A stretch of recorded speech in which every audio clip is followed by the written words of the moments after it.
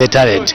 I would want to see other activities such as, oral competition, debates, so that we help our children to have that confidence of speaking to the public, confidence of trying to convince the public to come the way of thinking. We have passed through this, where you do the moot court and you exchange views, you interact, you convince the judge as to why you think things are like that. So it's just important that we should not end here. Pupils from different schools within the constituency displayed various acts of entertainment to cheer up the crowd.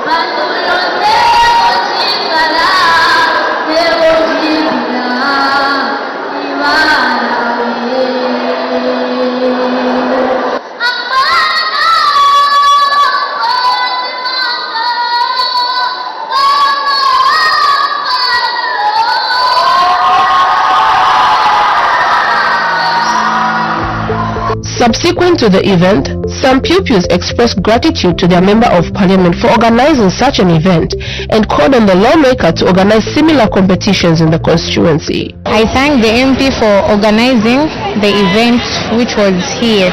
I enjoyed a lot, it was fun. We are really happy for the events that Member of Parliament brought to us. It's really a very good idea, bringing Parliament closer to the people. And as for us, as Kanyama Central, we'd like to say thank you very much, because we are being exposed to new things and we're learning a lot of things. Like, this was our first competition that we have ever attended, and it's an upcoming secondary school, so we are really learning a lot. And we'd like the Parliament to, I think, bring up a debate next time so that we can debate on some things that involve the Parliament. Otherwise, we are very grateful. I would love to give my thanks to the Member of Parliament for Kanyama constituency for bringing us Parliament brought closer to the people. We're really thankful. We enjoyed ourselves. We had a lot of entertainment. We learned a lot of things. We hope that we'll have more events in the future where we get to express our talents, where we get to feel, where we get to experience what we would one day want to be. Like us, inspiration, would also want to be members of Parliament. To say thank you and let more come. I'm here to thank the Member of Parliament for having scheduled at Chinega Secondary School. Amazing, we enjoyed. So I'd like for the Parliament to organize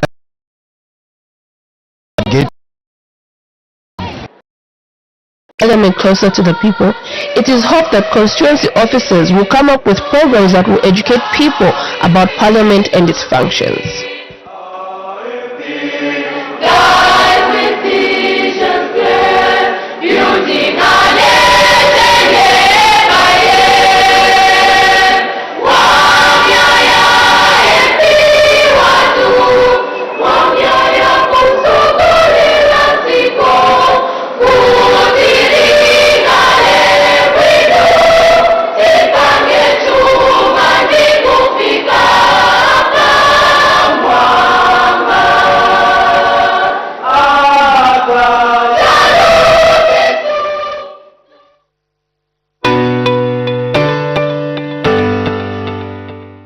You can now advertise on Parliament Television and Parliament Radio.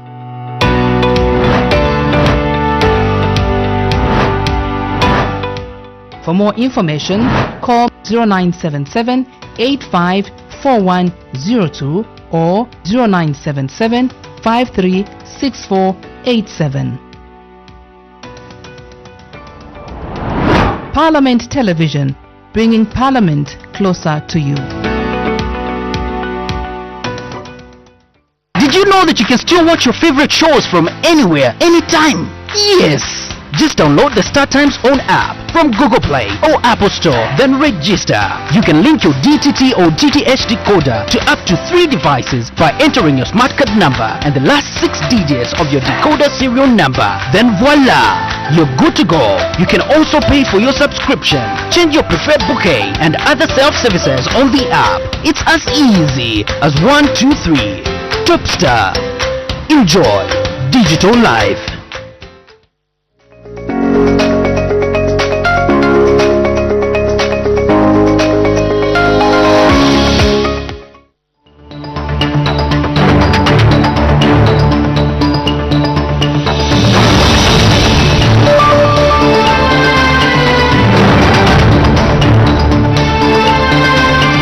It is a lovely morning today, 1st of November 2024, and our business today resumes at 09 hours. My name is Joe Muyunda Akatama. Good morning and thank you very much for tuning in to Parliament Television. Live debates will be coming away at 09 hours and to be with you, my name is Pauline Monga, and of course we are joined by our sign language interpreters Chola Kaoma and Jason Manda. And just now we have a look at business for yesterday on the floor of the House. So when business resumed sitting yesterday at 14:30 hours, Madam First Deputy Speaker did make 2 announcements. In the first announcement, Madam Speaker did recognize the presence in the public gallery of pupils and teachers from Lake Road PTA School in Lusaka District. In another announcement, the Honorable Madam First Deputy Speaker also announced and recognized in the gallery of pupils and teachers from Tendero Secondary School in Kafue District. And on behalf of the National Assembly, she welcomed the visitors to the House. Thereafter, the following urgent matters without notice understanding order 142 were raised, and the first one did come from Ms. Marjorie Nakaponda, who is a Isoka Member of Parliament, on the subject matter on when Isoka Mbesuma Kasama Road will be constructed, and this matter was not admitted. There was another matter without notice that was considered on the floor of the House, and this was raised by Mr.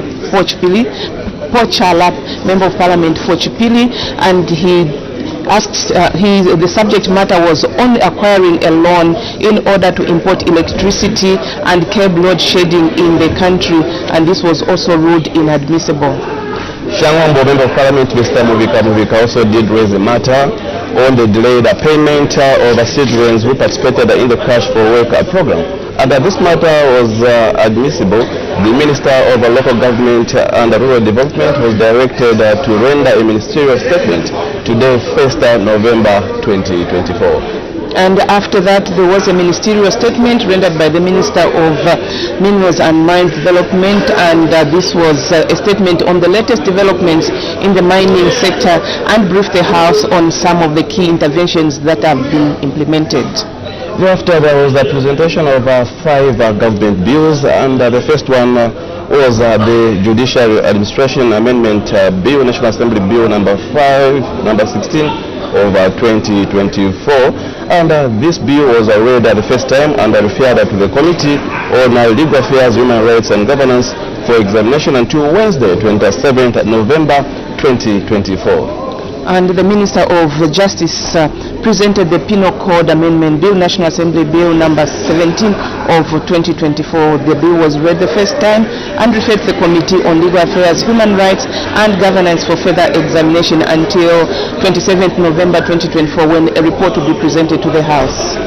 The Green Economy and Climate Change Bill, National Assembly Bill number 18 of 2024 was also considered and read the first time and referred to the Committee on Agriculture, Lands and Natural Resources for examinations until Friday, 29th November 2024. and the Minister of Agriculture presented the Plant Health Bill, National Assembly Bill number 20 of 2024, and this bill was read the first time and it was referred to the Committee on Agriculture, Land and Natural Resources for further examination, and a report is expected to be presented to the House on Friday, 29th November 2024.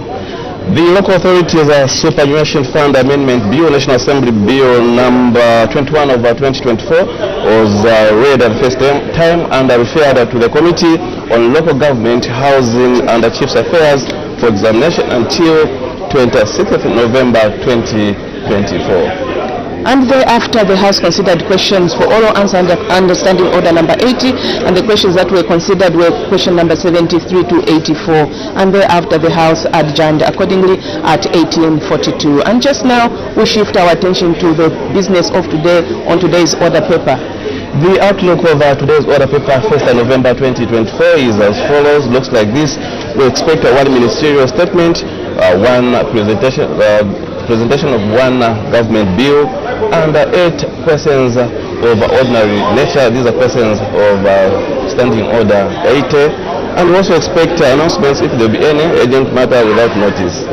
And we also have Her Honor the Vice President's question time. This is 45 minutes that is offered to the members of Parliament to ask questions concerning issues of national interest, and these are questions that are given without prior notice. So we expect that to be discussed on the floor of the House. Joe, we just have a look at probably the details of the questions that are expected on the floor of the House today. Yes, indeed, we have 8 questions for oral answer understanding order 80. The first one is expected to come from Mr. Livan Chivumbwe, Bahata constituency member of Parliament. He wants to find out from the Minister of Health in 3 parts whether the government has any plans to start administering right now, as you can see on your screens, Madam Speaker's procession making its way to the chamber.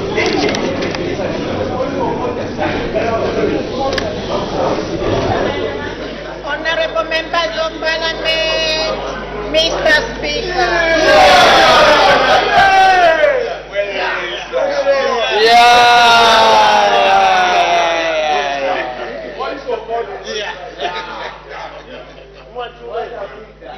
Order.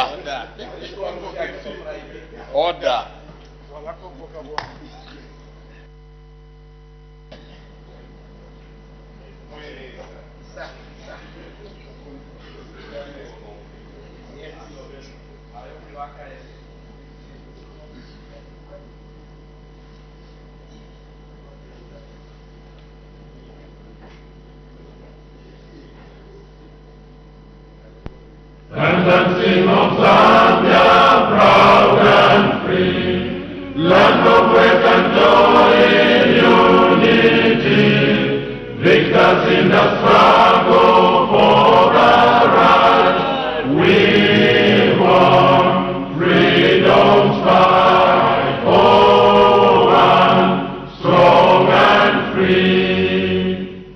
Africa is our own motherland, fashioned with and blessed by those to blend. Let us all our people join as one, brothers under the sun, oh, one, strong and free. One land and one nation is our cry, dignity and peace in Zambia's sky. Like a noble eagle in its flight, Zambia, praise to thee, oh, one, strong and free. Praise be to God, praise be, bless our great Zambia, Zambia, green and we stand under the flag of our land, Zambia, praise to thee, oh, one, strong and free. Prayer. Almighty Almighty God, who in your infinite wisdom and providential goodness has appointed the offices of leaders and parliament for the welfare of society and the just government of the people. We beseech you to consider with your abundant favor us, your servants, whom you've been pleased to call to the performance of such important responsibilities in this land. Let your blessings descend upon us in Parliament assembled, and grant that we may, as in your presence, treat and consider all matters that shall come under our deliberation in so just, faithful a manner as to promote your honor and glory, and to advance the peace, prosperity, and welfare of our country, and of those whose interests you've committed to our church. Amen.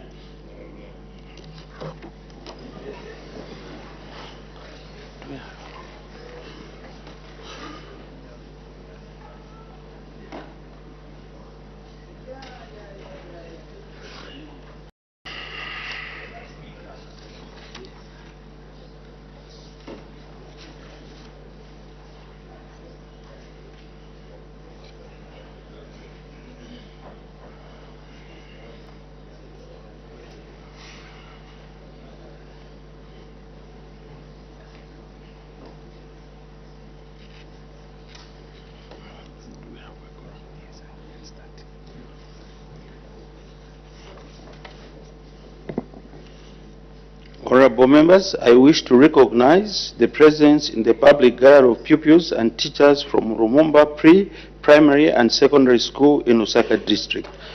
On behalf of the National Assembly of Zambia, I warmly welcome you, our visitors in our midst. Thank you.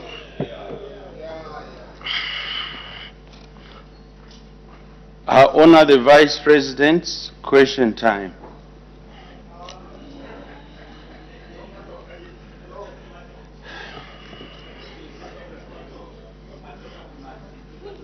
The Honorable Member for Mpika.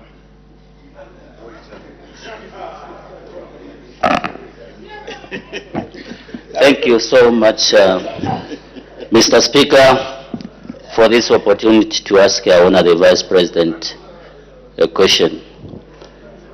Mr. Speaker,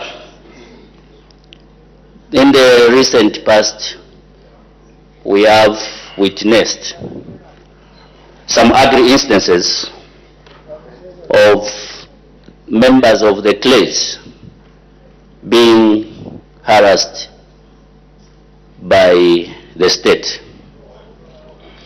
Such instances like the pastor in Copperbelt, Pastor Simchimba, Dr. Ali Kibanda, Bishop Mlenga. Honorable Member, may you ask the question and debating. Thank you so much, Mr. Speaker. My question, therefore, to our Honorable Vice President is, why is government targeting its critics within the church? Thank you so much, Mr. Speaker. I honor the Vice President.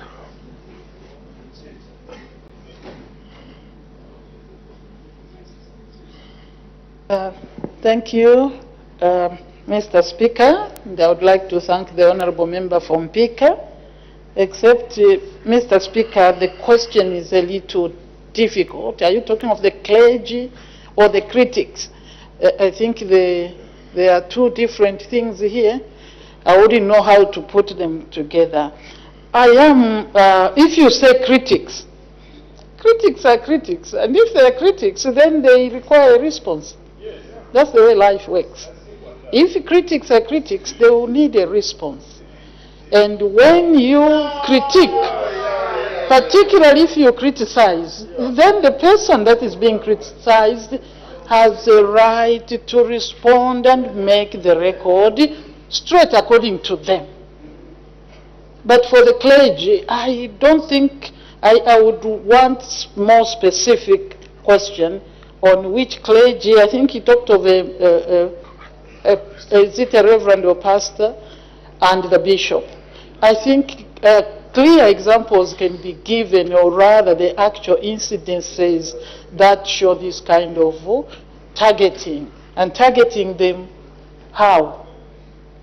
I can't give an answer to this. Thank you, sir. Thank you. The Honorable Member for Shipiri. Thank you, Mr. Speaker. Your Honor, the Vice President, I just want to find out from you the relationship between Zambia and Zimbabwe.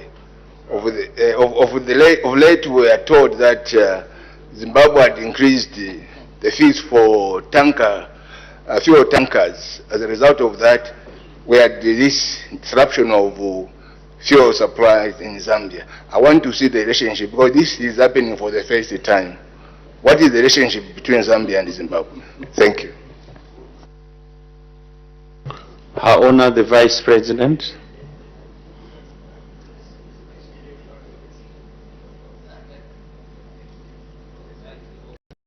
Thank you very much. That's what they do, give me the answers so that I'm not completely off, Mr. Speaker. But I may not have gotten the last bit of what he said. But the beginning was that, what is the relationship between Zambia and Zimbabwe? Is it what is affecting I don't know whether you call them levies or the payments that are done on the fuel tankers? I hope that is the gist of the matter.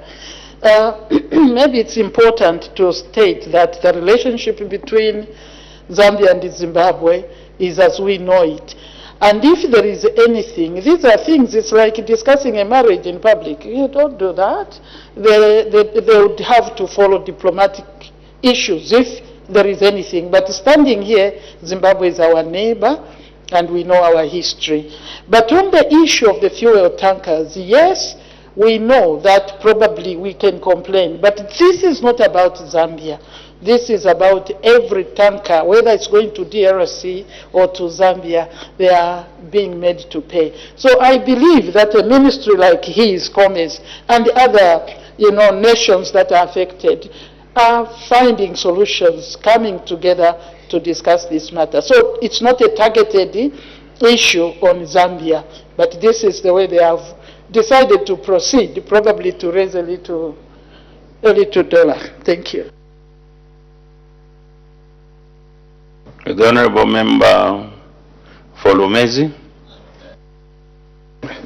Thank you, Mr. Speaker, and good morning, Your Honor, Madam Vice President.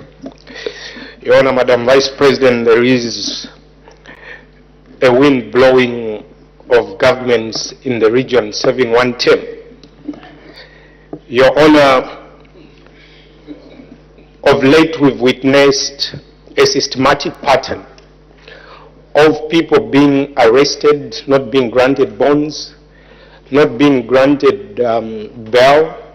Is it your government's wish that even you, as you exit government, this system should continue of not granting people police bonds and bails? I thank you, Mr. Speaker. Her Honor, the Vice President. Thank you very much, Mr. Speaker. Good morning, Lumezi. Thank you for the question that the Honorable Member has. I don't know whether it's a question because they are in two things in here. You have talked of some wind blowing of one term in neighboring countries. That is neighboring countries. Zambia is not on that trajectory because this government is working as hard as possible to meet its obligations to the people of Zambia, and the people of Zambia do appreciate. So we are extremely comfortable sitting here, that come next term we will still be sitting here. And Honorable Member for Lumezi, we hope you won't be thrown out there. We hope you will remain sitting in that chair come the next term. The people of Zambia can see. This is why you are seeing, for example, the results of the by-elections. They are always indicators. They are always, whatever you are doing, you look at indicators of what you think may be the final result. I think then you moved on to no bonds, no bails. I may not be a practicing lawyer, but I know that bonds are from the police, isn't it? Yes. And the bails are from the courts of law. I think it's very important for us to understand this principle. The president, even sitting in that chair, has told the police, you don't arrest people, keep them in police cells beyond the stipulated time by law. So, if that is happening, that is an anomaly, and therefore, my Minister of Police is here. We can only answer for the police and give instructions. We will continue to train and retrain those who are wrongly trained. That when a matter that a person has been arrested for is bailable, is bondable, don't keep people in police cells. I think the president has made that clear. And if we are faulting on that, we will continue to work that this is done. But for bail is not an executive issue. It is judicial. And the honorable member is aware that we have separation of powers. The executive cannot go to the judiciary and say, this one. In fact, we are the ones who take it to court through the police and prosecution. So our intention is to win cases. The person who is taken to court may have a lawyer or themselves. It's for them to present before the court that their matter is bailable and convince the court so that the court can grant them bail. That is out of our jurisdiction. But for the bond, it is within our jurisdiction, and we will continue to tell the police that you don't keep people in custody without taking them to court or release them. I think it's within 48 hours. That is what I know, unless I've lost something. So, Honorable, we will be here next term, and we will not allow, misbehavior, in terms of the application of the law on our side. The police will not keep people long. That is wrong by law. Thank you. The Honorable Member for Wengwa. Thank you very much, Honorable Mr. Speaker. Your Honor, the Vice President, you are quite aware, and the 19 million Zambians are aware, that PF was more powerful, the PF gangs were more powerful than Boko Haram. And this time around, they have now started exhibiting the same behavior which they exhibited during the time they were in power. Just on Monday, Your Honor, the Vice President, imagine there was a memorial service for the former Republican President, Michael Chilufya-Sata, where his family and the government went there, but a certain team again, a community of criminals, Honorable Member, decided to assemble in a different area. Honorable Member, order. May you ask the question? Thank you very much. Thank you very much, Mr. Speaker. Your Honor, the Vice President. What is your word of advice for the people, especially for the PF, those who had a different memorial service, instead of attending to the family members, those who lost their loved one, but decided to have their own? What is the word of advice so that these people can start behaving, can sober up and start behaving in a normal way, like a normal human being? Thank you very much. Honor the Vice President.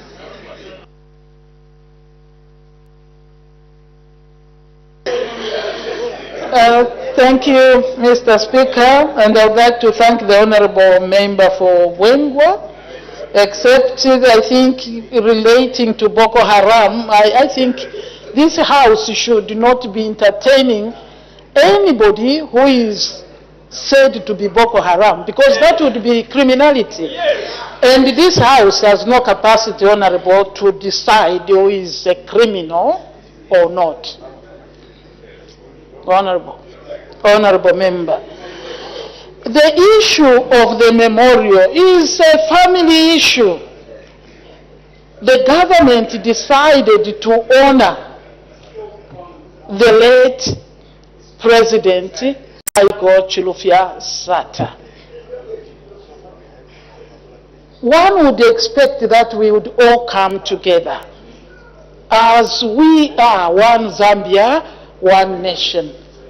But I'll be from my heart that they were doing just politics.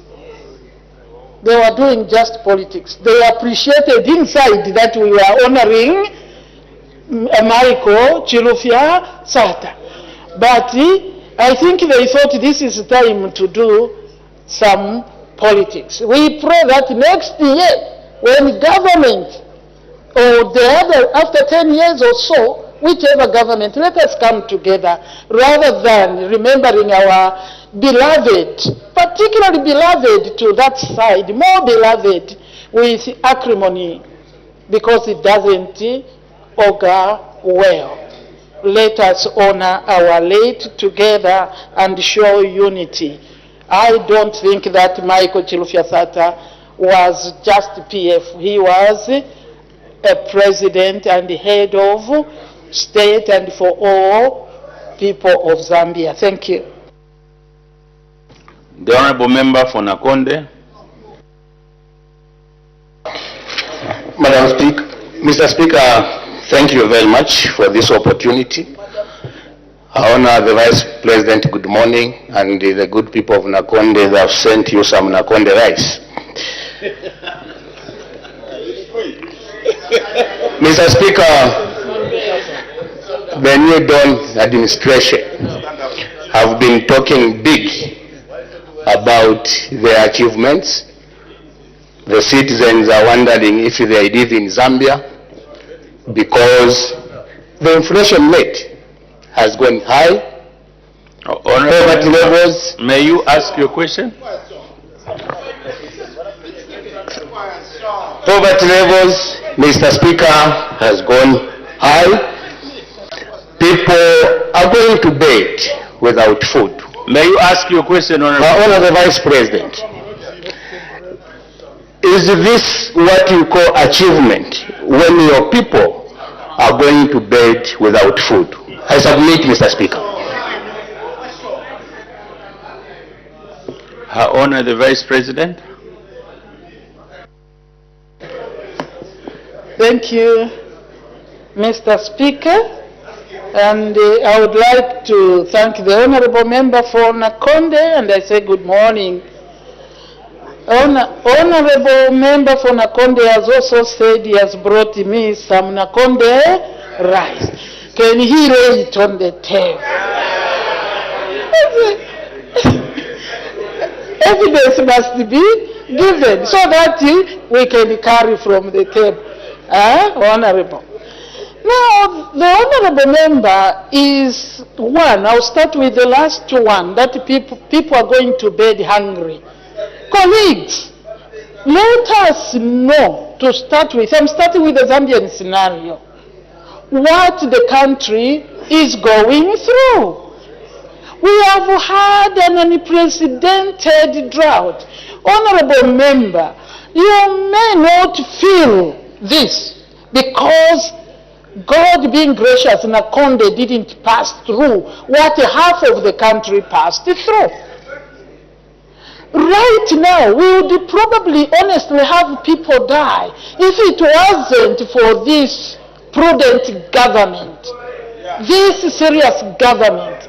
It doesn't matter whether the death could have occurred in Shangombo or in Nkeena, it would still have been painful to you as a leader of this country.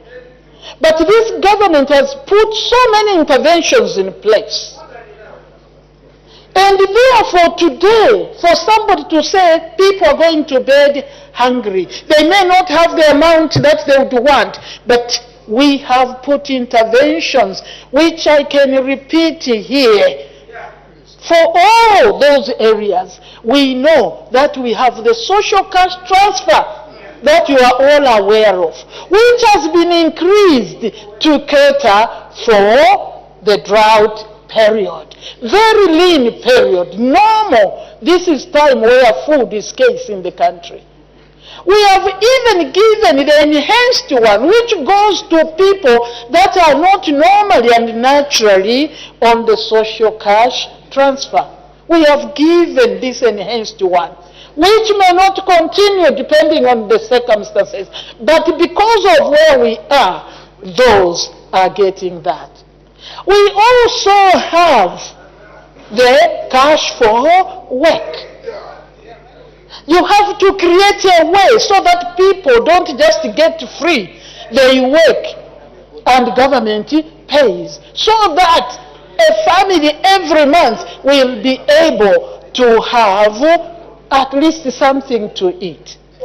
The challenge is there, we agree. But this government has worked hard, my honorable, to look after the people. And if people in Nakonde are sleeping hungry, what is the problem?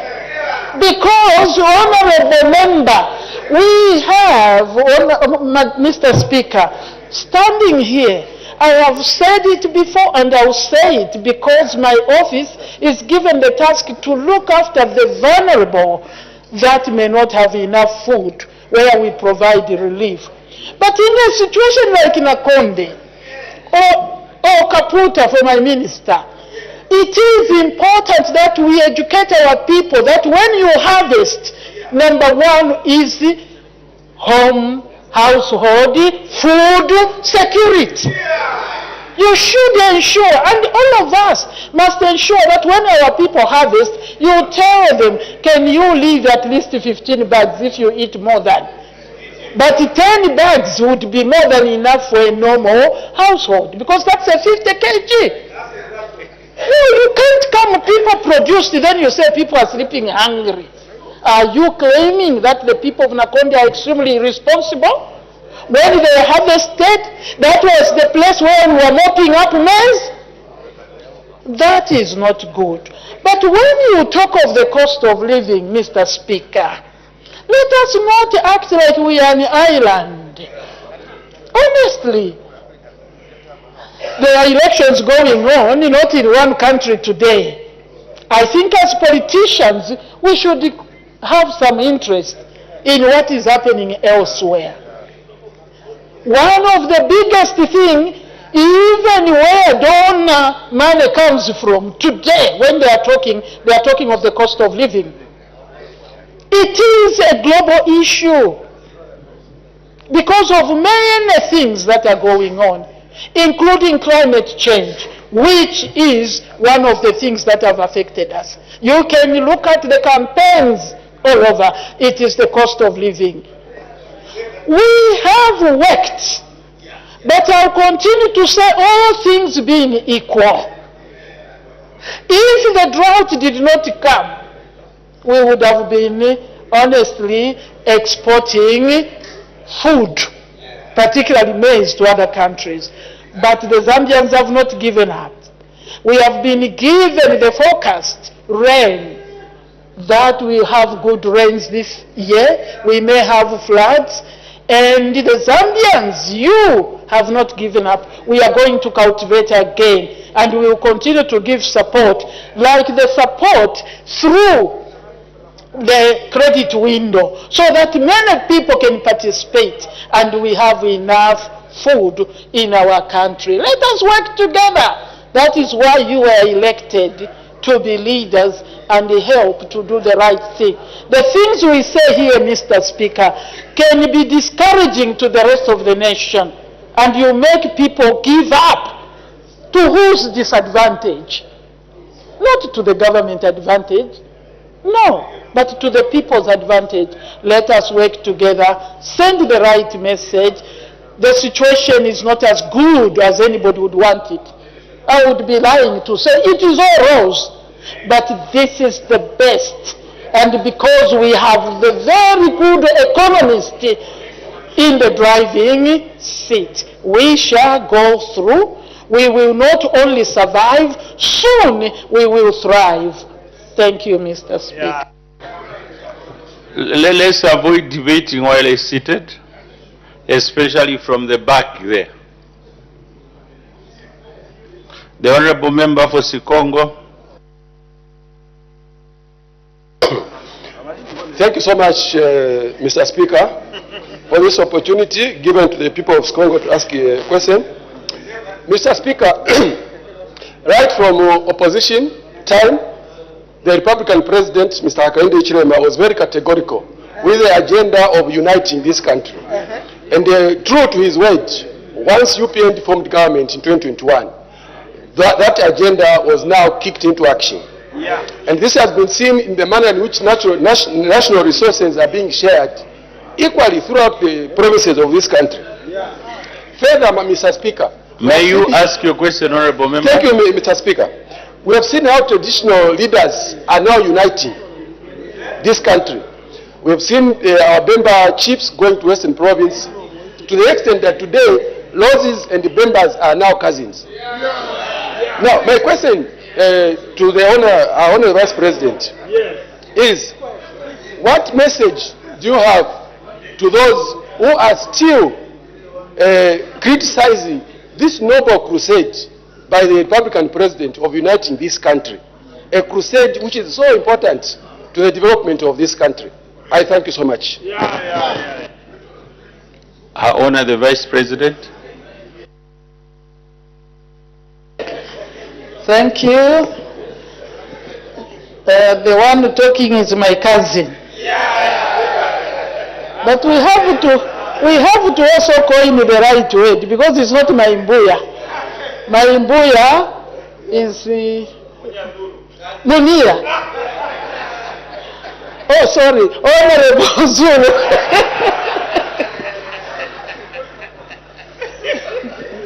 No, this one who was asking is my cousin. So let us find the right word. We can't borrow the one with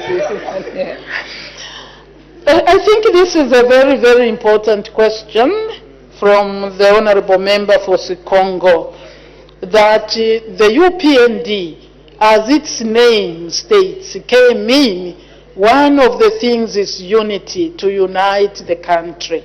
It is within our DNA. It is within the DNA of UPND to unite the country. So, that is very important. And we will continue on the crusade of uniting Zambia. And I also want to acknowledge that the traditional leaders are making all the efforts to ensure that they follow the presidency, declarations and the intention of seeing unity. And indeed, the new cousinships are being forged. Maybe it is odd, I don't know. But they are being forged in the quest for all of us to truly stand and say one Zambia, one nation. Truly, we must reach that level where you say it from your heart. It's very, very important. So our DNA must start, is showing through the president. The other point you have given, other than traditional leaders and coming together, is the resource sharing. Honorable, I agree with you. A lot of times we hear of these conflicts which God has protected us from since we were born 60 years ago. One of the causes of conflict is resource sharing within a country or a nation. But this government is making sure that that which comes to government is shared equitably. I'm using the word very deliberately. Equitably. It can't be equal, but equitably. And this is what is happening. Like, one way is to look at the CDF. That is the surest way of ensuring that even the remotest part of the country, like Shangombo, can get something, like Skongo can get something, like Kaputa can get something, and indeed Chiluvi can get something. Because and which one? This is very important, colleagues, because if you look back, the central government doesn't have enough of the ego's eye to see the actual need in Kaputa. So, this decentralization and the equitable sharing of resources makes the people of Mukupakatandula in Kaputa be able to say, we need a school here. That is the way. So, equitable sharing, Minister, is very important. Let us continue, because if we don't share equitably, that is bad. I know in the past there were all sorts of complaints, but this is what we are doing. And we will ensure, under President Hakainde Hichilema, that Zambia must look almost similar.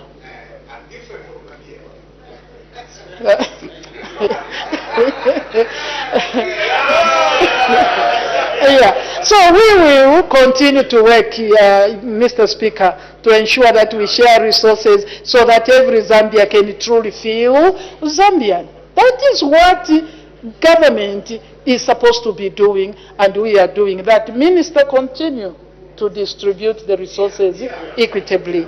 Thank you. The Honourable Member from Kaika.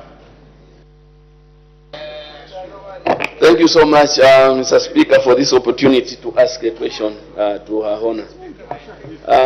Your Honor, the Vice President, you are on record to say that your government has fulfilled 80% of the promises to the Zambian people.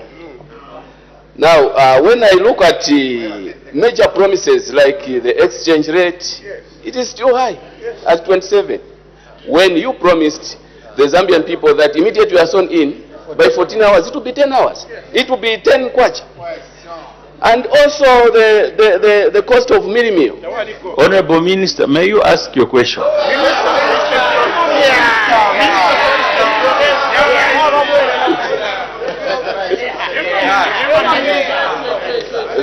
Thank you so much, Mr. Speaker. My question is, what is it that you have delivered, Your Honor, to achieve that 80%? When most of the promises are not yet achieved by your people, and Zambian people are still waiting, and 2026 is just around the corner.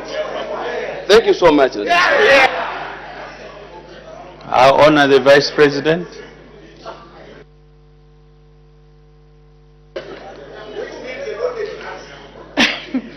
Thank you, Mr. Speaker, and I would like to thank the Honourable Member from Kaika for this important question. He says I'm on record. I can refuse if I want, but 80% of achievements. I think it is important to go back to our own manifesto. And you want to say we said it will be the exchange rate will be 10 kwacha. No, please. You've never read anywhere 10 kwacha. Let us face these things. Honorable Member for my son, you better get, maybe what I'll do is bring my manifesto one day and then we start ticking. But then why are you referring to not reaching 80%? Because it's 80% of our promises. And the example you have given, number one, it could be one of the 20%. But the example you have given, Honorable Member from Kaika, was never in our manifesto. It was never in our manifesto. You can never, it doesn't matter how upset you get, you can never stand here or anywhere and say the exchange rate will be 2 kwacha or 100 kwacha. That is always fluctuating. Ask him, including yourself. I ask you, it fluctuates. So who can make such a promise and say we will put it at 8 kwacha? Huh? Honorable members, and they say the truth all the time. When the Vice President is responding, you should be attentive, because even Zambians are listening to what she's responding to. May her honor continue.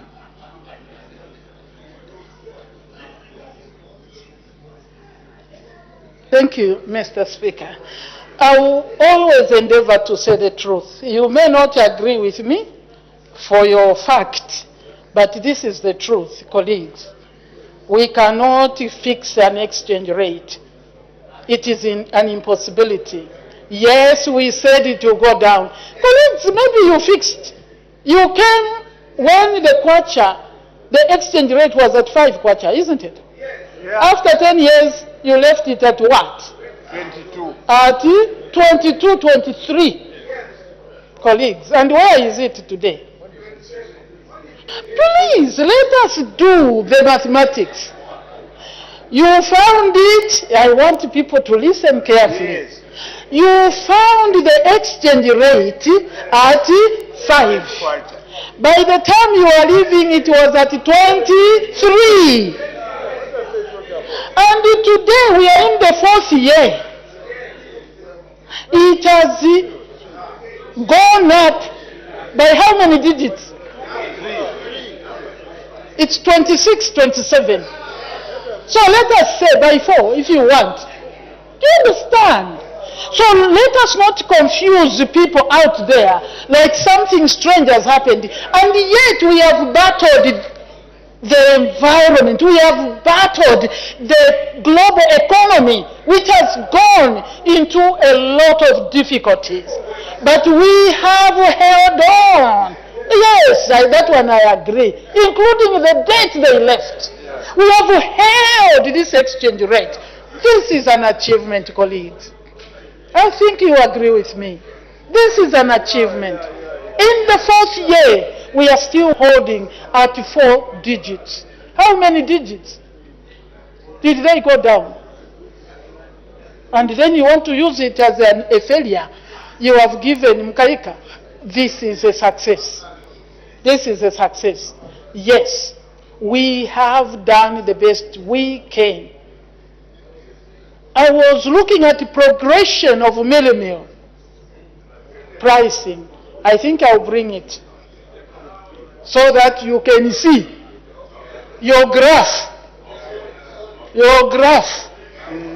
I'll bring it. But for now, yes, I still stand by that as the UPND, according to our manifesto, which people voted us on, we have done so much. We have done so much. The first one was on the economy. Colleagues, in a stressed global economy, we are here.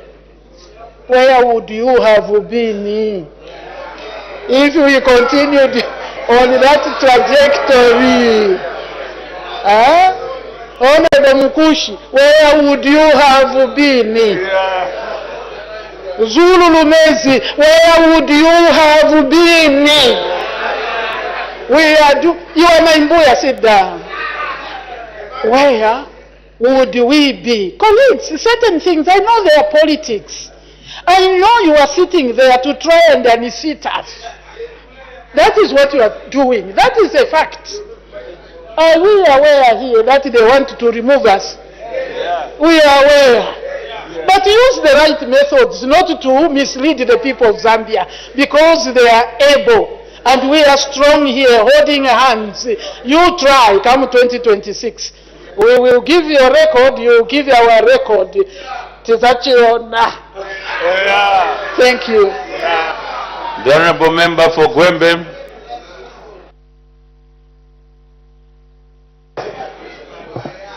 Thank you, Mr. Speaker. Your Honor, the Vice President, as MPs, we are finding challenges with the councils. Things are delayed. Procurements, they are delayed. Is there any way that, Your Honor, we could amend so that MPs can sit in the councils so that we are able to drive the agenda of the UPND? I honor the Vice President.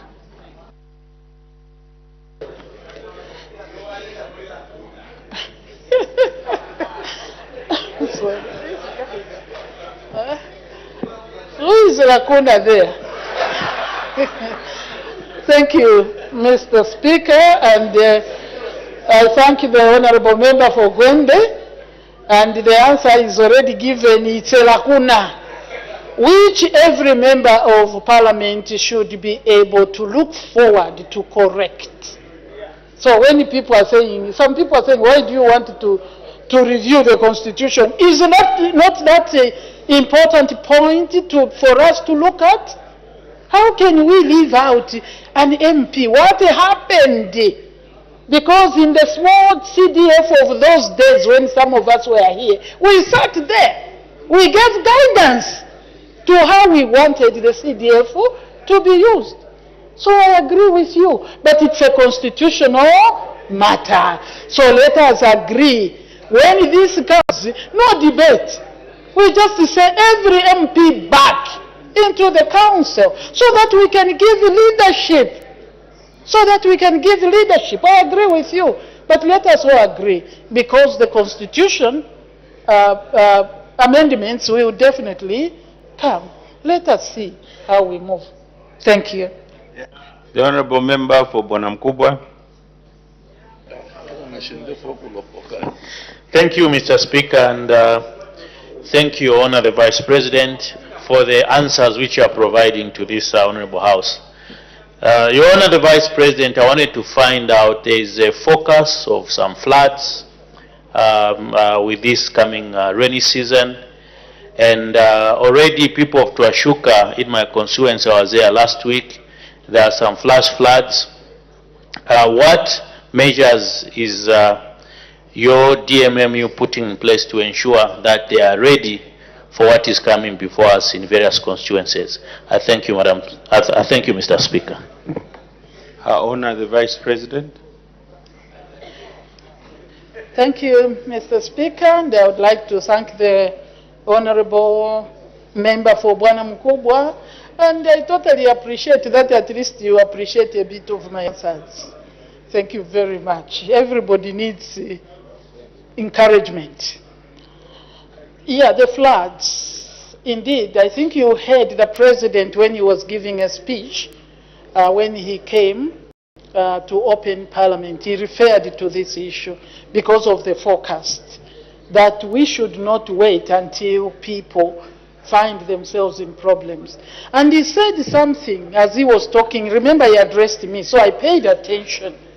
He said, I know there will be resistance. You remember that? And this is the situation. I don't know, Honorable Member, maybe you and me can talk a little more, because I think 2022-23 we had a situation, and I think we tried to come through. I think it is important, this is what I've been calling upon all honorable members, that let us find some humanly permanent solutions, rather than every year a flood, people go, you give tents, and then they go back.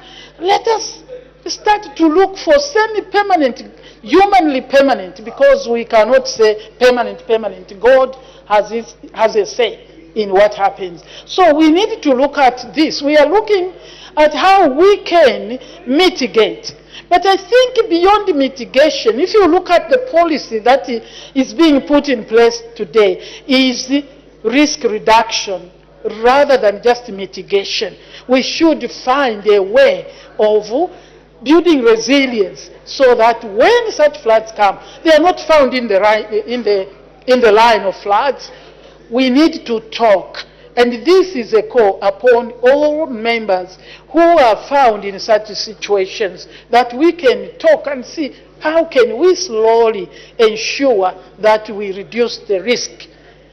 Government, through DMMU, is basically preparing for mitigation, which is not good. So we pray that you can dig and let the water pass, but that is not enough. We would be responding where we are not aware that this is a perennial issue. We respond as it happens. But where it is perennial, we are already trying to preposition certain things so that we are not caught unaware. Thank you. The Honourable Member for Chairman North. Thank you, Mr. Speaker. I honor the Vice President. Today is 1st November and the rainy season has begun.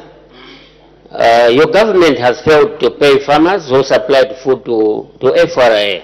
When is your government, your honor, the Vice President, going to pay farmers in Chama, Kaputa and several parts of the country who have supplied food to the food reserve agents so that our hard-working farmers are able to plan adequately for the 2024-2025 farming season? I thank you.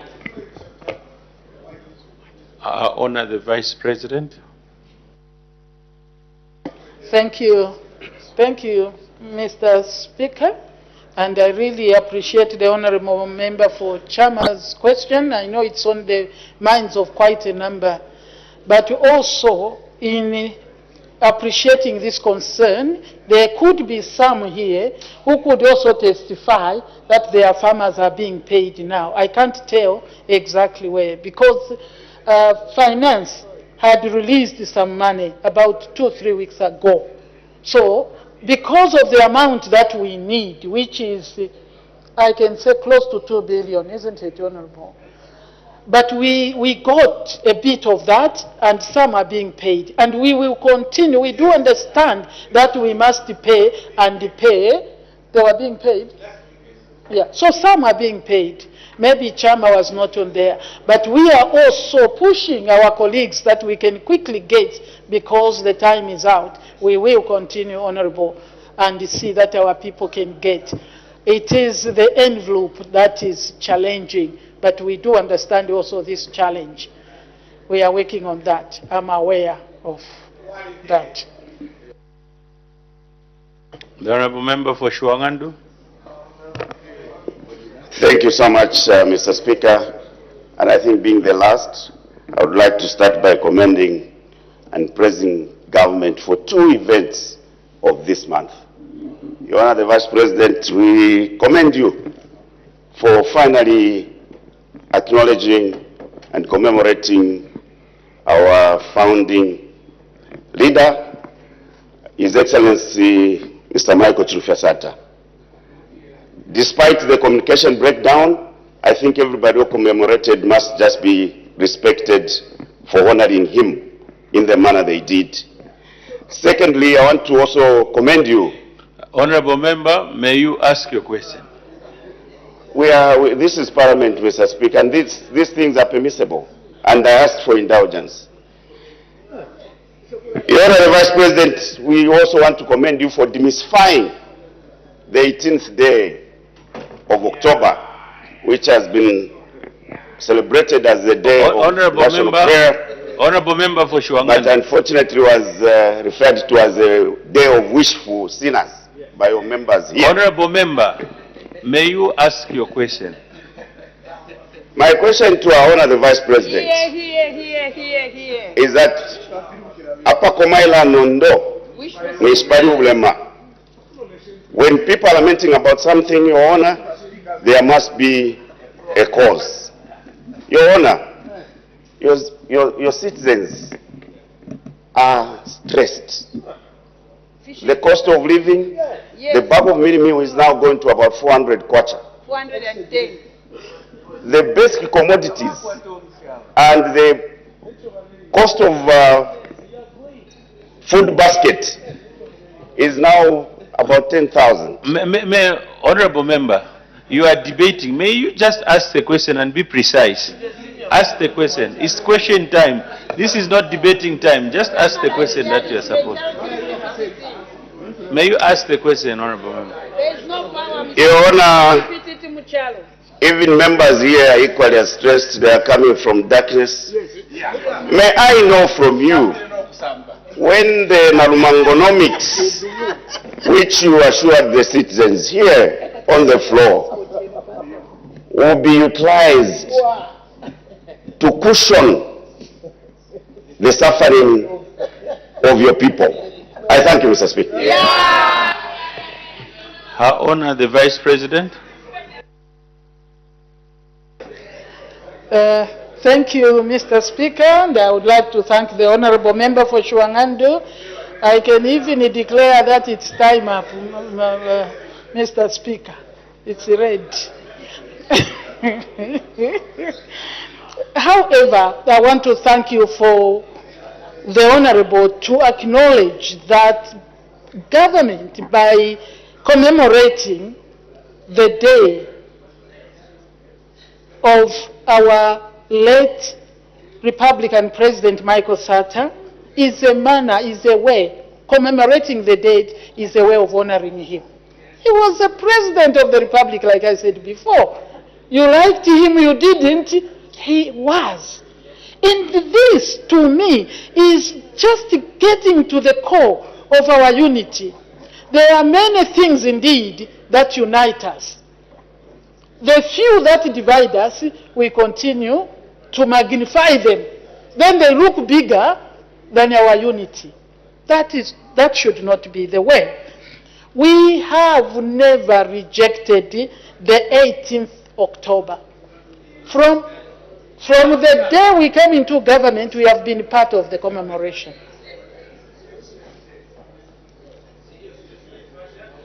If the foundation be broken, Reverend, you can finish it. I don't want to go to the beginning, but I am saying, since we came in, you know, when something is being done by government and you take over government in Pianango, yeah, if you take over, this is how we have taken over the date.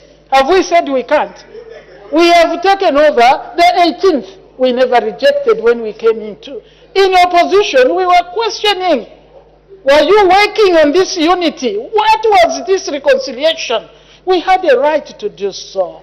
But coming in government, we came right through with it, colleagues. We are a unifying factor. We want Zambia to be one Zambia. If we are going to revoke certain things that were done by previous governments, Mr. Speaker, we will come and say this, we think it's not working, we remove it. But if it was put in place, it's just like the laws, we come and we say, let us repeal this law so that we put in a new thing. We will not be, acting against the people. The citizens being stressed, I think I have spoken to that. Nobody can say all things are rosy. I said this. This is speaking to the situation. But we shouldn't start blame or finger pointing. Honorable Shuangando, I would like you to come and give me a solution. Because we have put, this is what I would want it on the floor of this house. You come and give me a solution. Because we are doing the best under very difficult circumstances. Listen to me again. We are doing extremely well under very difficult circumstances. So, you have to get the whole picture, the circumstances, Honorable Member. The circumstances dictate what happens. In difficult circumstances, where some people could have had people die, we are surviving. And I've told you we will thrive. Just wait. We appreciate. None of us here can say, people are very happy, like some people used to say, now I remember one headline, I can't lay on the table, it's a long time. When people say people are hungry, I laugh. Do you remember, Honorable, this statement? Some time back. When people say, I can't say that, I live in government house. So when you are talking, we listen. And we also see people. We know there is stress. But we are doing our best to alleviate the suffering of our people by the interventions we are putting in place. I cannot stand on an auntie and say, you Zambians, we are doing very well, stop crying. But don't do kabangula munga katuninkisha. We also know. So you can interpret Reverend there.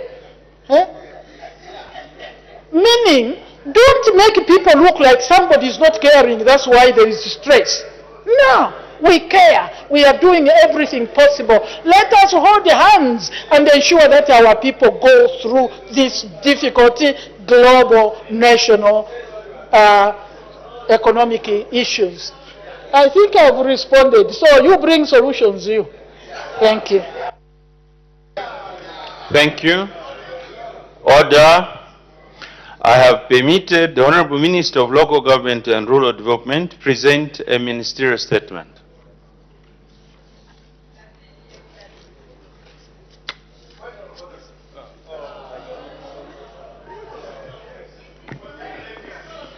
Thank you very much, Mr. Speaker. Order. Honorable Chisenga. I don't want to send someone out. Today's a Friday.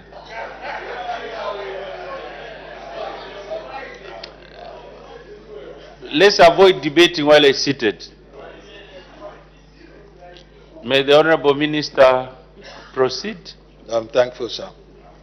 Sir, I'm greatly honored for according me this opportunity to present a ministerial statement on the concern raised by Honorable Mubika, Member of Parliament for Sinjambela constituency regarding the non-payments of beneficiaries under the Cash for Work program. Mr. Speaker, let me begin by giving a very short background around the Cash for Work program. The Cash for Work program is a temporary government initiative that is responding to the drought and is providing a short-term employment and cash wages to support communities that are affected by drought. The purpose of the Cash for Work program, Mr. Speaker, aims to provide financial relief and support to vulnerable households during the difficult times of the drought. It is also seeking to stimulate economic activity and contribute to the community infrastructure maintenance. How does it work? Mr. Speaker, the participants of the Cash for Work program are confined to public works projects such as drainage cleaning, pothole patching, community bridge rehabilitation in exchange for a daily wage. Participants are expected to work a maximum of 10 days of a month. The eligibility criteria of the participants for the Cash for Work program, Mr. Speaker, is as follows. This is designed to reach out to vulnerable households who are in the areas not already covered by the existing social programs for government, such as social cash transfer or drought emergency cash transfer. The beneficiaries of these are ineligible. The implementation, listen to me and listen to me good so we can have a good conversation, please. The implementation program, Mr. Speaker, is that the local structures such as ward development committees, the community welfare assistance or CWACs, play a role in identification of the beneficiaries and overseeing that the projects are working very well.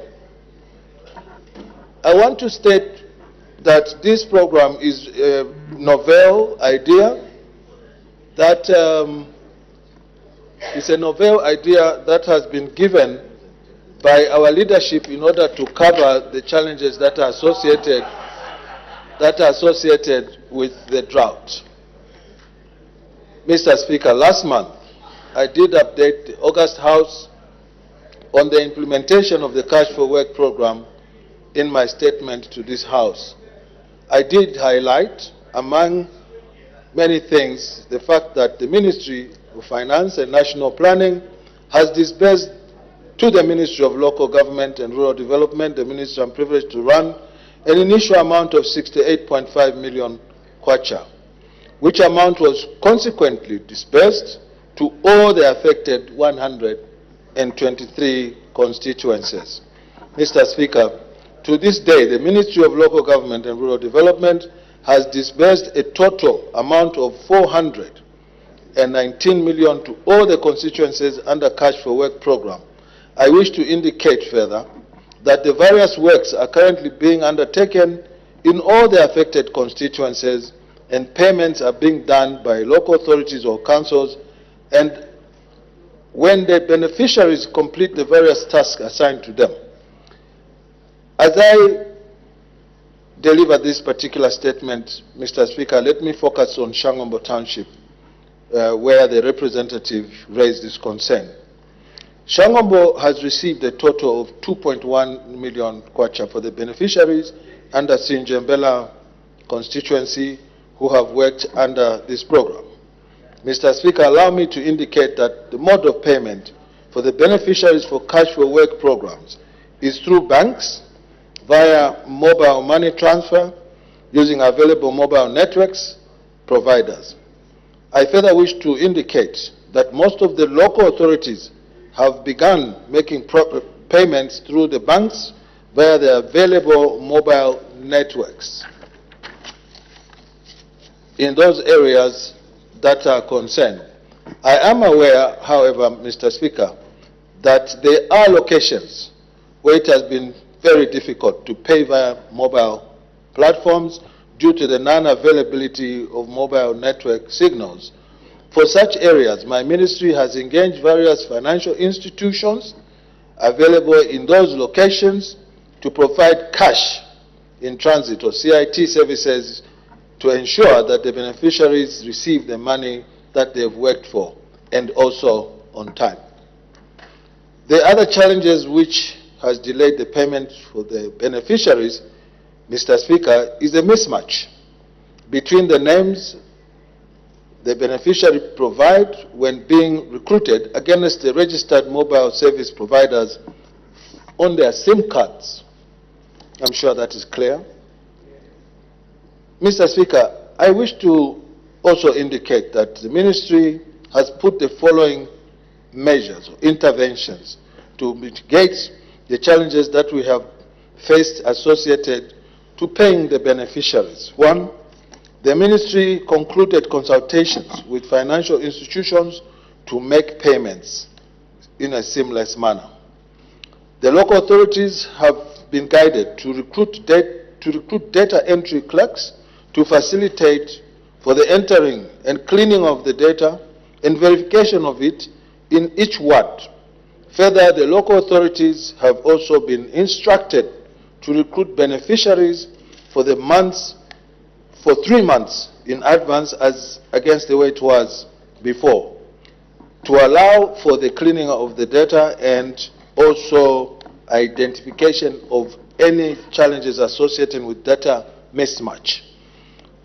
Mr. Speaker, as I conclude, I wish to just indicate that from the Treasury side of things, the Ministry of Finance, they are completely up to date with the disbursements of funds on this program.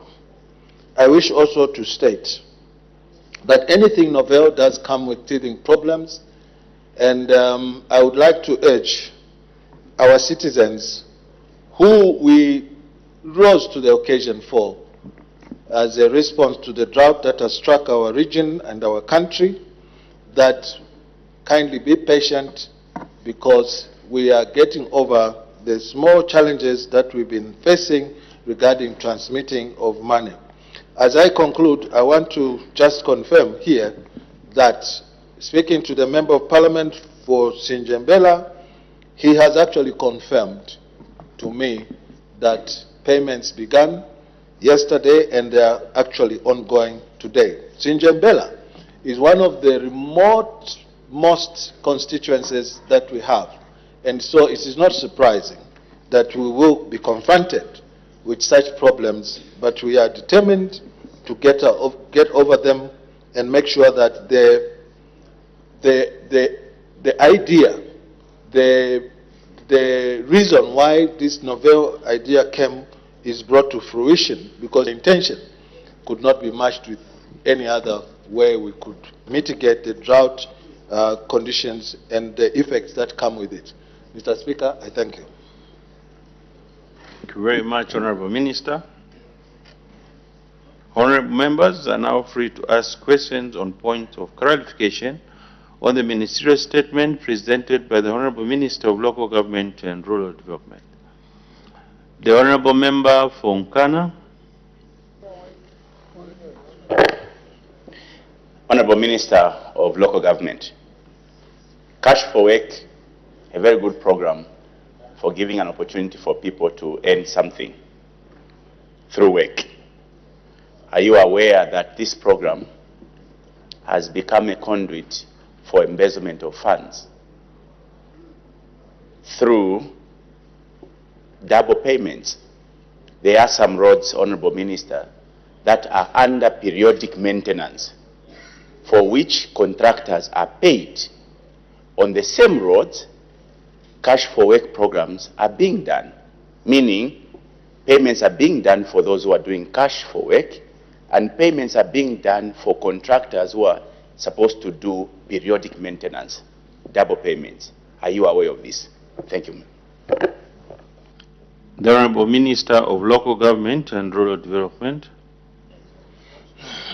Thank you very much, Mr. Speaker, and thank you, Honorable Member of Parliament from Nkana, for that observation.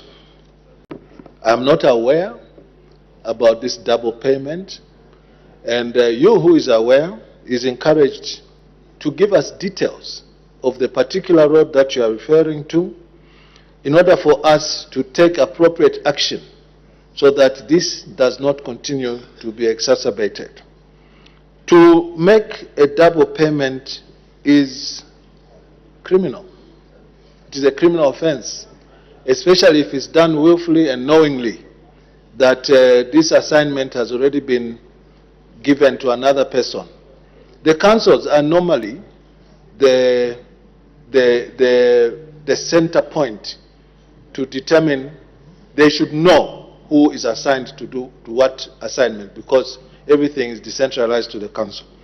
I would like you, sir, after we finish this discourse, to give me some more detail on the issue so that we can deal with the council that has ignored the fact that this particular road you are referring to has already been assigned to a contractor. Let me be clear again on this particular subject that you have raised. The spirit of the Cash for Work program is a departure from the way things were before, where people, thank you, it is a departure from the way things were before in the way the former leaders were doing things.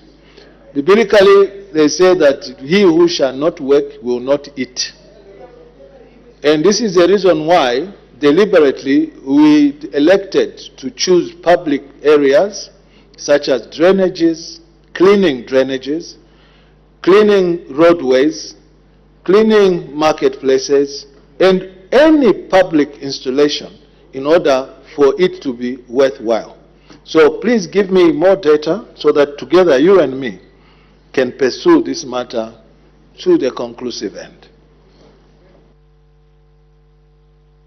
The Honorable Member for Chitambo. Mr. Speaker, a statement has been given. Chitambo is a remote constituency, as you might be aware, Honorable Minister, and the program is also there. The challenge that we have is the fluctuating connectivity. And I'm aware that the payments for Cash for Work have got specific dates that they pay. I just want you to explain the procedure or the process, if at all it is there, to those that when the day of payment comes through, network is not there, their payments bounce. What is it that is supposed to happen? Because these are the complaints we are getting from the people, that the council or whoever is paying is telling them that on this particular day when you are paying, the payment bounced because your phone was off, so they can't get paid. So what should be the procedure? What's the process? I thank you, Mr. Speaker. The Honorable Minister of Local Government and Rural Development. Thank you for that question, Honorable Member of Parliament for Chitambo. There's no such a thing that because your phone was off, therefore the payment cannot go through. There's no such a thing anywhere. So I beg to be educated where that is happening, because even if a phone is off, the moment it comes on, the credit will come. The challenges that we've been facing, Honorable Member of Parliament for Chitambo, to give you an example that I gave while I was standing on the podium there, was that some people, and it's common, that if I were to send you money via the phone providers, service providers, MTN, Airtel, sometimes I would have to call you to say, Honorable, remember Mtale, what name comes on this number? There are many people, and this is a lesson that we must learn, that there should be no pseudonyms or using other people's names to register SIM cards. These are the challenges that we're having. So in cases where the name on the database is different from the name that the person has registered on the SIM card, on the entire sheet, our experience was that on the entire sheet, if there are 50 people and there's one such anomaly, the whole transaction fails because it's bulk carrying. We have told our people to go back and re-register correctly using the actual names of the people who have registered. That has been very, very constant, the issue of the system bouncing all payments on account of one mismatch of the name of the beneficiary that is tied to the name of the SIM card. As I said earlier on over there, this is a novel idea. And I can only equate it to how many of you behaved or maybe misbehaved when this government increased CDF from 1.6 million to what it is today. Some of you here said this can never work. The people have no capacity. You know how much challenges we had to get to where we are. And many of you now are appreciating that this was done. And I said anything novel comes with teething problems. This is one such problem that we are facing. And I want to guarantee you that we are working day and night to make sure that we identify those flaws and make sure that we correct those flaws so that we can be moving according to the desired plan. I thank you. The Honorable Member for Shangombo. Thank you, Mr. Speaker, and I'd like to thank the Honorable Minister, hardworking Minister of Local Government and Rural Development for the ministerial statement. Honorable Minister, the government bought land cruisers for CDF for all the constituencies in the country.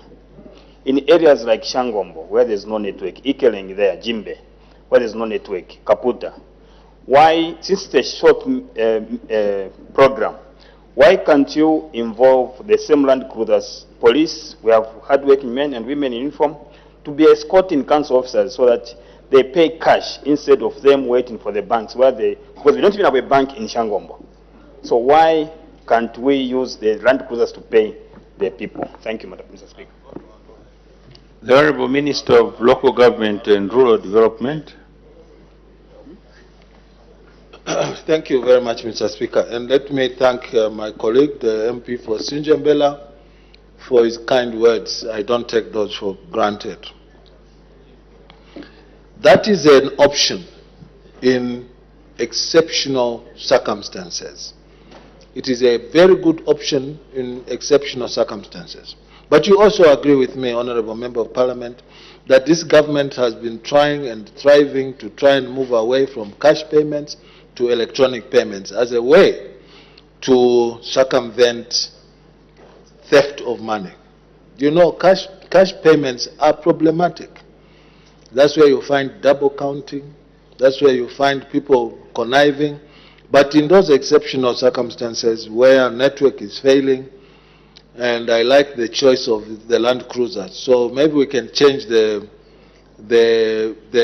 writing on that car and say monitoring, evaluation, and delivery of cash for work to our citizens. It's a good idea. It's something that we can explore to make sure that there's as less inconvenience as possible to the participants. The Honourable Member for Chembe. Thank you, Mr. Speaker, to give the people of Chembe to also ask a question to the Minister. Honourable Minister, such programs, weaning off people on such program at times becomes a problem. When is this program ending according to your planning? Thank you. The Honourable Minister of Local Government and Rural Development. Let me thank you, Honourable Mpondu, for that question. I wish you to appreciate the reasons why this program was actually initiated. In the districts where there was debilitating effect of the drought, there has been so much revelation, honorable colleague and friend, when we initiated this, that speak to how many of our Zambian citizens sit at home with nothing to do, with no option, but to just wait for another day to break and another sun to set. If I had my way, I would make this a non-stop social program. That's what I'm saying to you. If I had my way, I would make it a non-stop social program. The way the social cash transfer is dealing with the vulnerable people. This is the catchment that we are trying to cover. The vulnerability levels in our country are so high. Even in your constituency, small as it is, if we had to, yes, they are so high. And I want you to know that the revelation that I spoke about the deep appreciation of this program, the catchment, the people that have been helped not to starve, is too wide. And so it is a conversation that we'll continue to have. The initial period was supposed to last 16 months, up to the time we normalize our harvest. But again, like I said, this cabinet that I belong to may contemplate to make this a feature that will continue to address the plight of the most vulnerable of our social strata.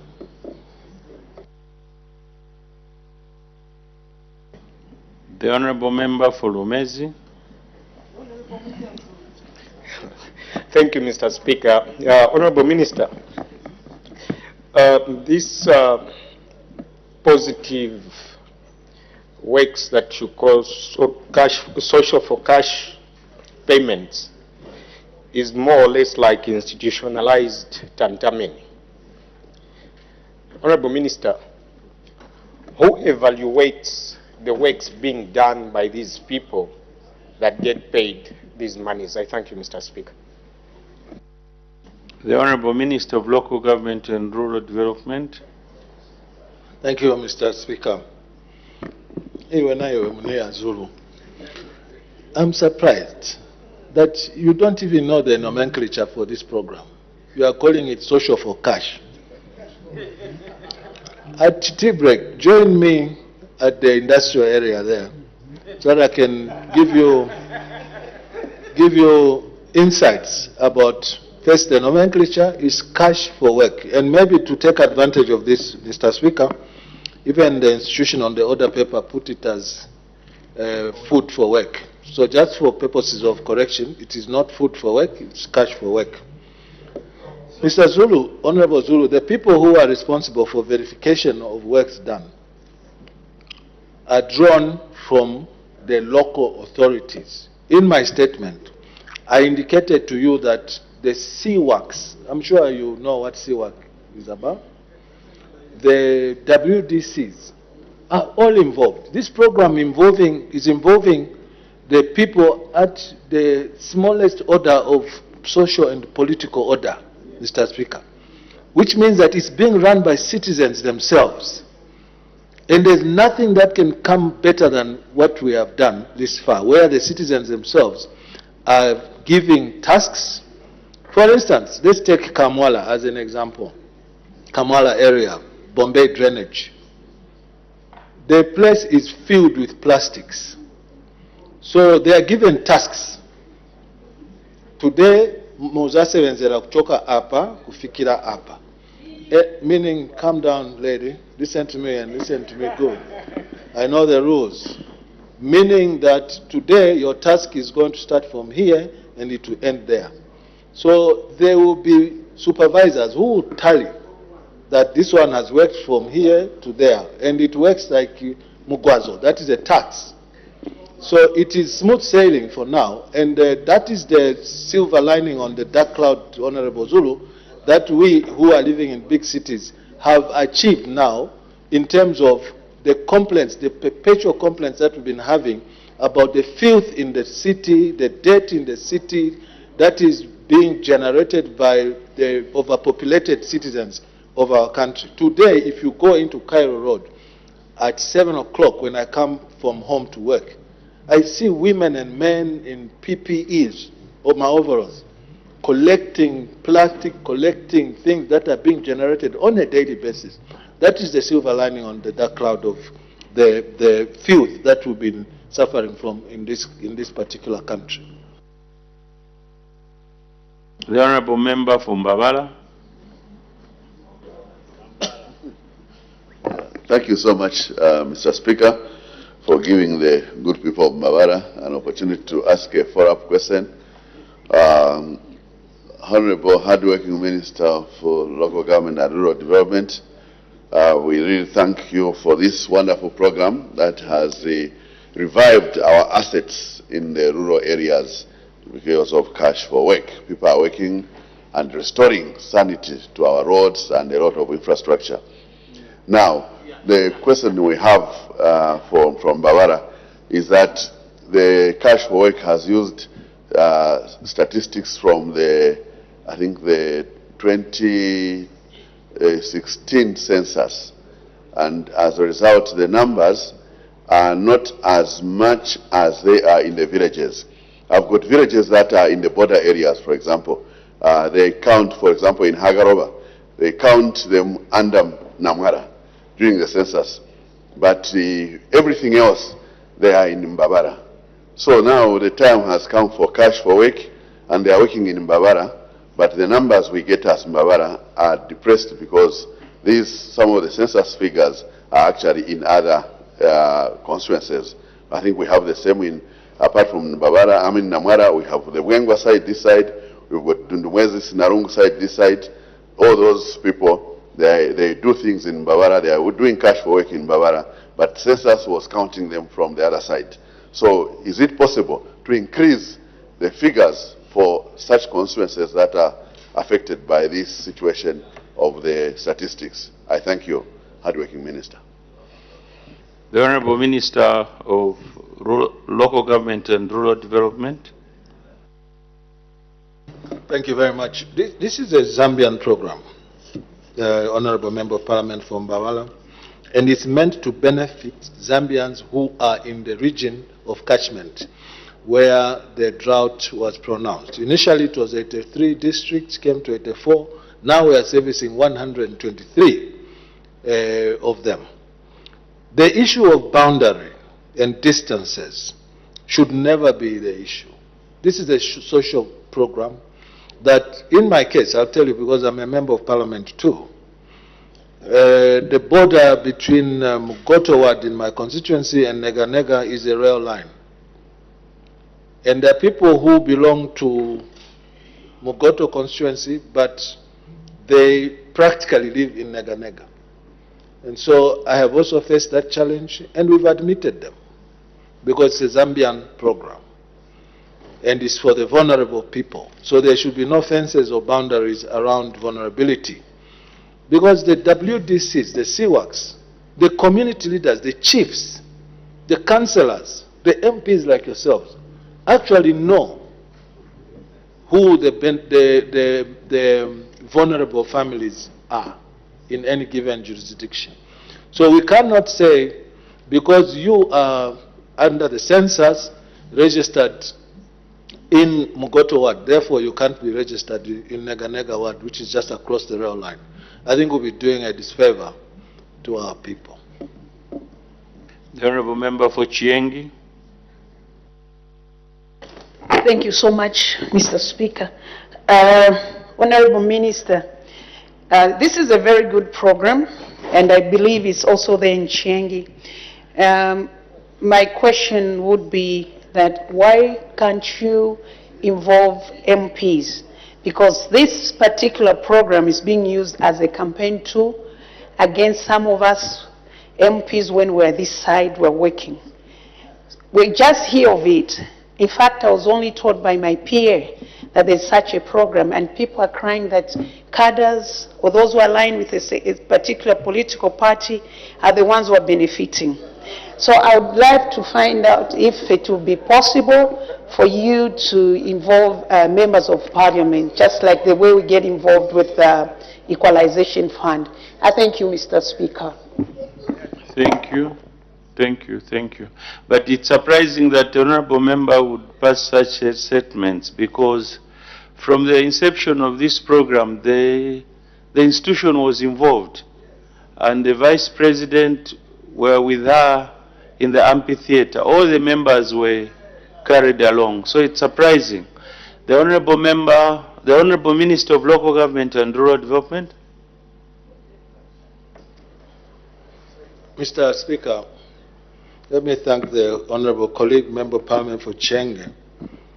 Sir, your surprise and mine are on all fours. I'm also very surprised. But let me just go a little further. One of our campaign promises, one of the pronouncements that the President made when he declared a national disaster around this drought was that we are not going to allow any of our citizens to die of hunger. The office of the Member of Parliament is integrated in this program. It is fully integrated in this program. And if I were allowed, I would have said, but I know it's not permitted, that those of you members of Parliament who are not connected to the Cash for Work, please raise your hands. I'm very shocked. 2, 3, 4. Come on board. Yeah, don't just sit here at Parliament talking. Go to the constituents. They will vote you out. One of the things we said that, and now when we are giving them an incentive for them to go hungry, we are being told it's political. Let us not be apologetic about who we are. We are politicians. That's what we are. The member of Chiengi is saying, politics is driving things here. The president is a product of a political process, madam. And we shall push the agenda very hard to reduce the space of those who are just arguing without providing alternatives. I'm encouraging you, my sister, you who I am fond of, go to the constituents and get involved. Don't stand outside and say, Wananifaka Kwaya, or they've put me at the tail end. Just go and get involved. Get your DC, ask them, how do I get involved in the Cash for Work? In this area, there are these vulnerable families. Can you please consider them? Give them a list. And if they seclude or exclude any of those citizens that you will recommend, come to me. Come to me. There should be no discrimination whatsoever, regardless of any political affiliation, because we chose by ourselves to be a democratic country where people believe in other things. We have demonstrated, Mr. Speaker, beyond any doubt of reason, that we are an all-inclusive government, starting from CDF.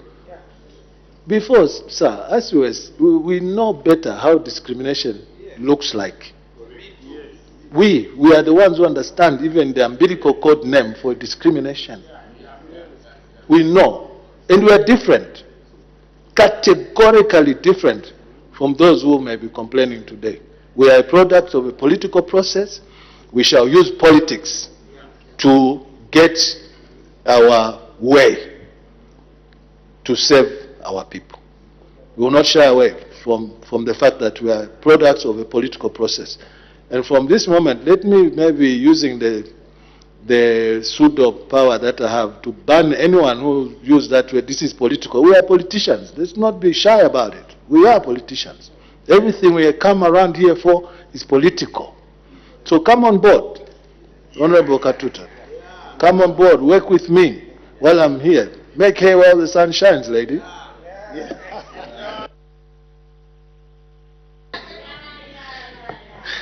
The Honourable Member for Kankoyo. Yeah. Thank you very much, Mr. Speaker. Mr. Speaker, from the information we were given when this program was just being designed, we are told that the cash for work is meant to give 10 days in each month for people to work. But, Honorable Minister, from the time we started, the only 10 days which have been done was in September. In October, we haven't done anything. So I wanted to find out from the Minister, the hard-working Minister of Local Government, are we going to roll over the 10 days for October in November so that we're going to have people working for 20 days? The money for October is rolled over in November so that you have got 2 programs running in 1 month. I thank you, Mr. Speaker. Thank you. The Honourable Minister of Local Government and Rural Development. Thank you very much, sir. And thank you, Honourable Member for Kankoyo. In my statement, Mr. Speaker, I did mention the challenges that came with that 10-day rollout plan, that every 10 days we'd have to go to the database. And I said, as a way to amend this, we've started registering people on a much lengthier period of 3 months. That's what I said there. So the database is collected for 3 months. We know who is going to work. The idea is to spread things around. Because as you know, the human nature is that in Tonga we say, only my cup must be filled. To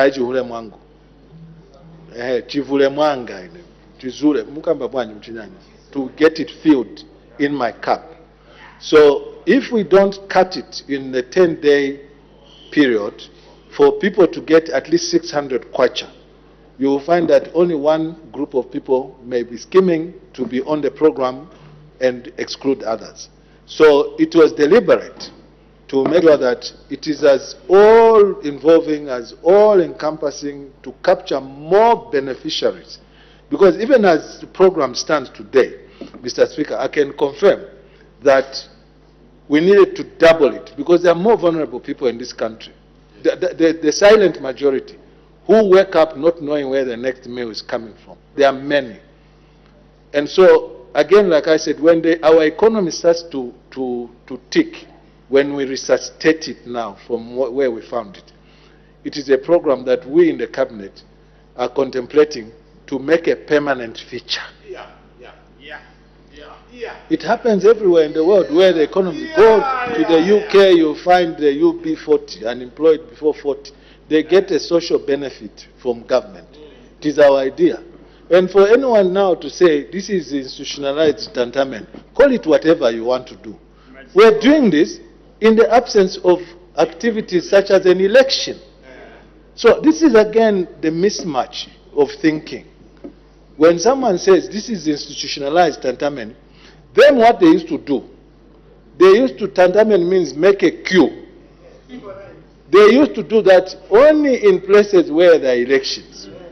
The moment the ECZ says, Pierre bells rang, they would carry now Sakatwan Dalam. This is the money we're giving to the people to work in the absence of an election. There lies the difference.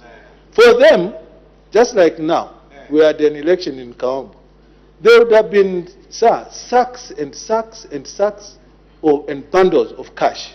And just tell people without any gift of social shame. And me, I'm the Mutoraliwona. I'm an eyewitness. Mutoraliwona means an eyewitness. I first saw this. I saw this first in a Lubansenshi constituency, where one former Secretary General of PF proudly just told the people, we are addressing a meeting, and when he appeared, they all ran away to go and make a queue. They didn't even need to be told. When they just see a car, they make a queue. Now, they are making queues in order to work and then to be paid. Isn't there dignity in that? Definitely there's dignity. Because what used to happen then is that the moment the election, they go, here it's over. The ones they run away with change now, the bags of money back to their homes. We don't do those things no more. The Honorable Member from Chinga. Thank you so much, Mr. Speaker. I was thinking I would be left out. First and foremost, I want to appreciate the government for this very good initiative. However, due to the geographical position of Zambia, something needs to be done, Honorable Minister, through you, Mr. Speaker. You know, I heard the Minister saying that the banks have been engaged so that they can be taking cash in transit to some places where the network is not good.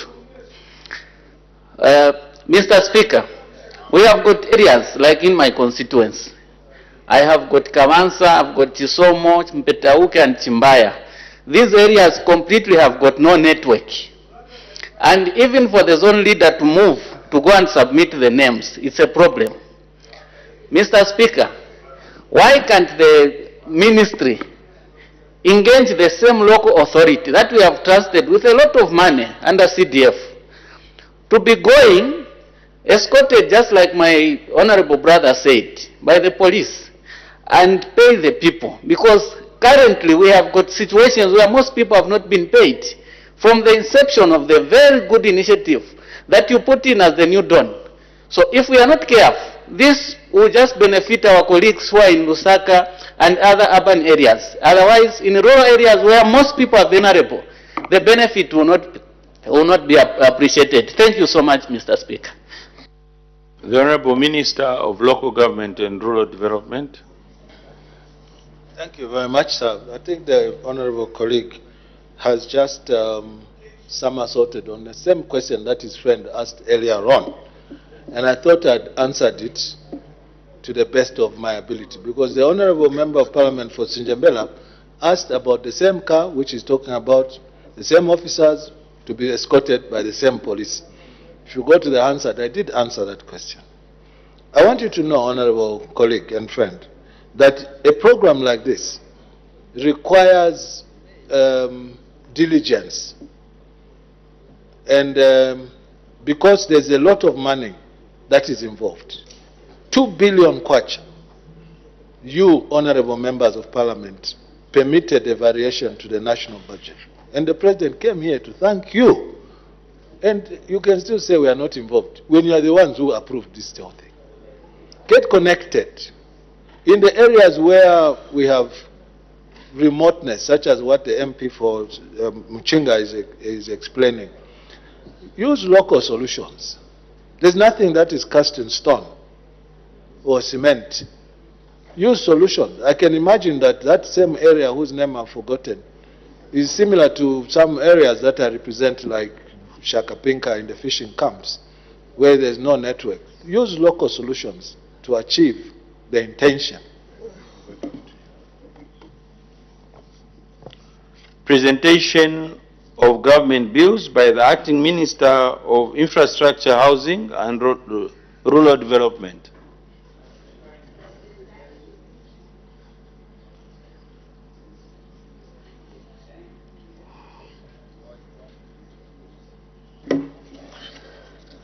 Mr. Speaker, I beg to present a bill titled the Zambia Institute of Quantity Surveyors Bill 19 of 2024. The objects of the bill are to A, provide for the registration of quantity surveying professionals. Order, Honorable Minister. As the time is 10:40 hours, I suspend business for a health break for 20 minutes. You are watching Parliament television, and the House has just taken a 20 minutes health break. Business of the House resumes at 11 hours. We look at what has been discussed on the floor of the House from the time the House started sitting at 09 hours. Being a Friday today, business resumed at 09 hours, and Mr. Speaker did make one announcement in which he did recognize the presence in the public gallery of pupils and teachers from Lumumba Primary and Secondary School in Lusaka District. And on behalf of the National Assembly of Zambia, Mr. Speaker did warmly welcome the visitors to the National Assembly of Zambia. And of course there was also urgent matters without notice that have been raised on the floor of the House by some members of Parliament. And there was also Her Honor the Vice President's question time, 45 minutes of the House time that is given to the members of Parliament to ask Her Honor or the Vice President various questions that affect the country. And these are questions without prior notice. Thereafter, there was a ministerial statement that was rendered by the Minister of Local Government and Rural Development on the non-payment of residents of Shangombo District who were engaged under the Food for Work program. Yes, indeed, and still to come, we still have the presentation of government abuse and 8 questions for all answer understanding order 80. Right now we go on a break and we'll be back shortly.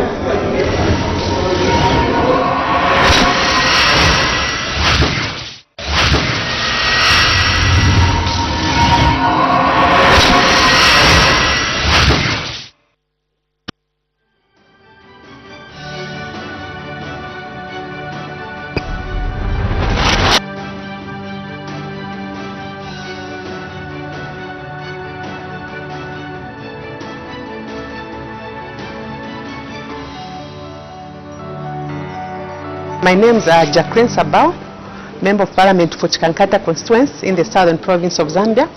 I was born on 29th September 1975 in Kafiwe. I started my school in Chikankata at Kavo Secondary School now in